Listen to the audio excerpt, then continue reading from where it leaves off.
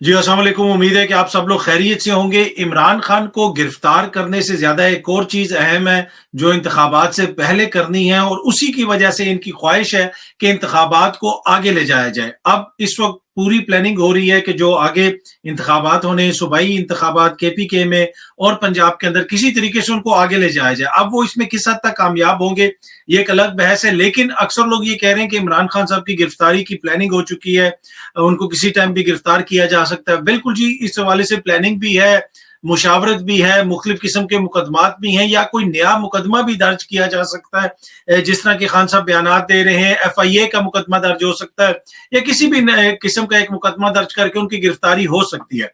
लेकिन इंतखाबात के अंदर जो सबसे बड़ी रुकावट है वो इमरान खान साहब की गिरफ्तारी नहीं है, वो बुनियादी तौर पे पाकिस्तान तहरीक इंसाफ को कमजोर करना है, इमरान खान को इंतखाबी सियासत से बाहर करना है। ये एक वो बड़ी चीज है जिसको अचीव किए बगैर इंतखाबात में जाना इन सारी जमातों के लिए बज़ाहिर मुश्किल है। वो ये समझते हैं कि जब तक इमरान खान रहेगा, उसकी जमात मजबूत रहेगी, तब तक हमारे लिए इंतखाबात में इनका मुकाबला करना आसान नहीं होगा।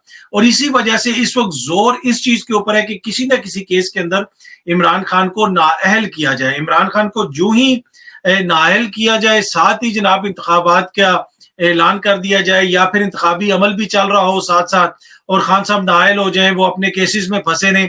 अब इसमें वो किस हद तक कामयाब होंगे ये एक अलग बहस है। लेकिन ना सिर्फ खान साहब को नाअहल करना है, जमात को कमजोर करना है, उसमें जमात के अंदर फूट डालनी, जमात के अंदर डिफरेंट फैक्शंस को क्रिएट करना। सियासतदान ये चालें चलते रहते हैं एक दूसरे के खिलाफ। कभी PTI वाले कहते हैं जी 15 बंदे उनके हमारे साथ मिल गए, कभी वो ये कहते हैं कि जी 14 बंदे उनका हमारे साथ राब्ता है। लेकिन इस वक्त समझने की चीज ये है कि अभी भी जो हुकूमत के अपने इदारे हैं, हुकूमत की अपनी एजेंसियां हैं, जो भी सर्वे रिपोर्ट्स वगैरह उनको मिल रहे हैं, उसमें बाकायदा तौर पे उनको बताया जा रहा है कि इमरान खान की मकबूलियत जो है वो कम नहीं हुई। अभी भी इंतखाबात होंगे तो वो जीत जाएगा। लेकिन एक जो हौसला अफजा चीज उनके सामने आ रही है रिपोर्ट्स के अंदर, उसमें ये कहा जा रहा है कि आहिस्ता आहिस्ता लोग थकते जा रहे हैं। तो जो जो ये अमल होगा, जितना ये टाइम गुजरेगा, उसमें लोग और ज्यादा थकेंगे, उसमें लोग और ज्यादा बददिल होंगे। लोगों को बुनियादी तौर पे बददिल करना है कि आइन कानून ये जाए जिधर जाता है, अपना काम करते रहे। वो होगा वही जो पाकिस्तान के अंदर मौजूदा हुकूमत चाहेगी या उसके दोस्त चाहेंगे। ये चीज बावर करानी है लोगों को। जब लोगों को इस तरह बावर कराया जाएगा, ये चीज लोगों के जहन नशीन हो जाएगी, तो लोग बददिल होंगे।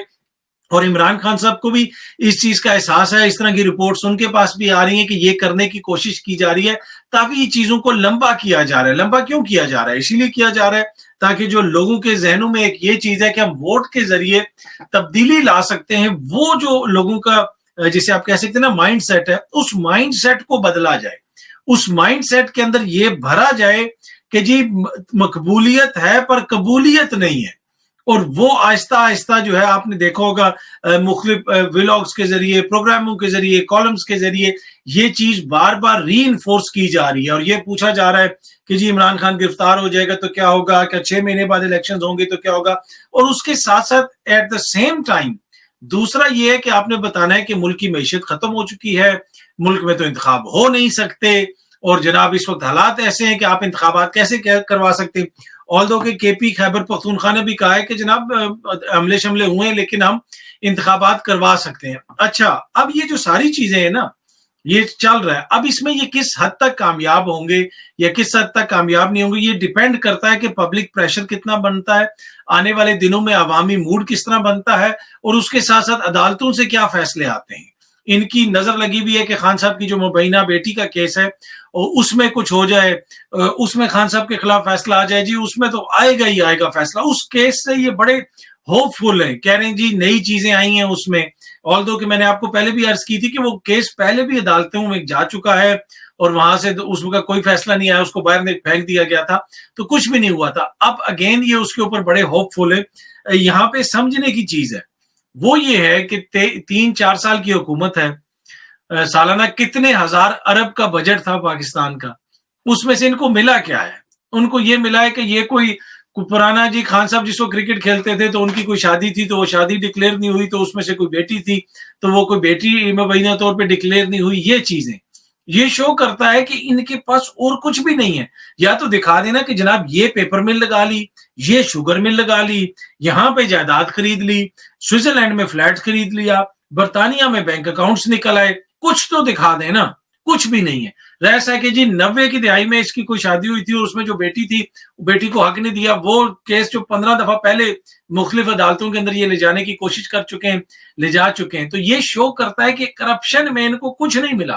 پہلے فرق ہوگی, اس کے بعد خان صاحب کی اہلیہ کو ٹارگٹ کرتے رہے, پھر توشہ خانہ آ گیا, اور توشہ خانہ میں اگین آج لاہور ہائی کورٹ نے حکومتی وکیل کی سرزنش کی, ایک طرح سے کہا ہے کہ ایفیڈیوٹ دیں جناب جو توشہ خانہ کا وہاں پہ جو بھی افسر ہے انچارج, وہ بتائے کہ کیا کیا تحفے آئے. وہ کہہ رہے ہیں جی ہم ابھی نہیں پبلک کر سکتے, آہستہ آہستہ عوام کے سامنے پبلک کریں گے. تو اس میں بھی ان کا جو رویہ ہے, یا تو حکومت بتا دے, لسٹ لے آئے, سارے وزیر بیٹھ کے جو کرتے ہیں پریس کانفرنس رکھیں, سارے ایک لسٹ سامنے اور بتائیں جناب یہ تحفے محترمہ بینظیر صاحبہ نے لیے تھے, یہ زرداری صاحب نے لیے تھے, یہ نواز شریف کو ملے تھے, انہوں نے کوئی بھی نہیں لیا تھا, وہ بتا دیں, وہ ساری لسٹ سامنے رکھ دیں. اس سے بھی بھاگ رہے ہیں. تو یہ 2 کیس ہیں جو بالکل جسے آپ کہہ سکتے ہیں نا کہ مذائقہ خیز قسم کے کیس. اس میں یہ عمران خان کی نااہلی کے خواہش مند ہیں, اور خواہش مند کیوں ہیں؟ کیونکہ ان کو ابھی تک یہی رپورٹس مل رہی ہیں, جو یہ سروے رپورٹس دیکھ رہے ہیں, دیگر اداروں سے جو رپورٹس ہیں, کہ عمران خان کا سحر ٹوٹ نہیں رہا. یہ جو مرضی کر لیں اس کا سحر نہیں ٹوٹ رہا. اچھا, خان صاحب کے حوالے سے میں نے پہلے بھی عرض کیا تھا, دوبارہ بھی عرض کروں گا کہ عمران خان اپوزیشن میں ناکام نہیں ہو سکتا. ہاں, حکومت میں آ کے ناکام ہو جائے تو وہ الگ چیز ہے. حکومت میں ان کی پچھلی حکومت میں بھی بڑے مسائل تھے, بہت کچھ تھا, سب کچھ تھا, ہم نے دیکھا بڑے مسئلے مسائل ہوتے رہے, لیکن اپوزیشن میں وہ نہیں ہو سکتا. کیوں نہیں ہو سکتا؟ اس لیے کہ ان کے مقابلے میں یہ جو حکومت ہے, اس کی جو کارکردگی ہے وہ آپ کے سامنے بھی اور میرے سامنے بھی ہے. باقی پرویز مشرف صاحب کی تدفین ہو گئی, ان کو چھوٹا موٹا کوئی فوجی اعزاز کے ساتھ ان کی تدفین کی گئی ہے.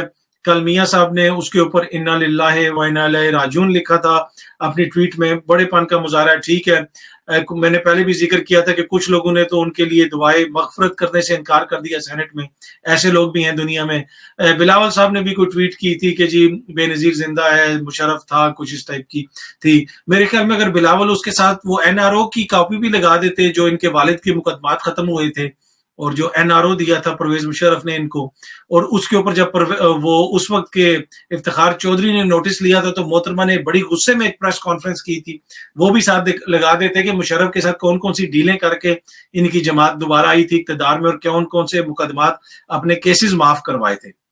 تو جہاں تک کیسز کا تعلق ہے, موجودہ حکومت جناب شاندانہ گلزار صاحبہ کے اوپر بھی مقدمہ ہے, اب عثمان ڈار صاحب کے اوپر بھی مقدمے قائم کرنے کی کوشش کی جا رہی ہے اینٹی کرپشن کے اندر, اور ڈار صاحب بھی اب جا رہے ہیں لاہور ہائی کورٹ, وہ وہاں سے رجوع کر رہے ہیں. شاندانہ گلزار کا کیس غالباً کل اسلام آباد ہائی کورٹ میں چلے گا, ان کے اوپر بھی بغاوت کا کیس ہے, سیڈیشن کا کیس ہے. فواد چودھری کے اوپر بھی وہ ڈالی گئی تھی دفعہ, اور دیگر لوگوں کے اوپر بھی اس طرح کے ہم نے دیکھا کہ بغاوت کے سیڈیشن کے کیسز وغیرہ ہیں.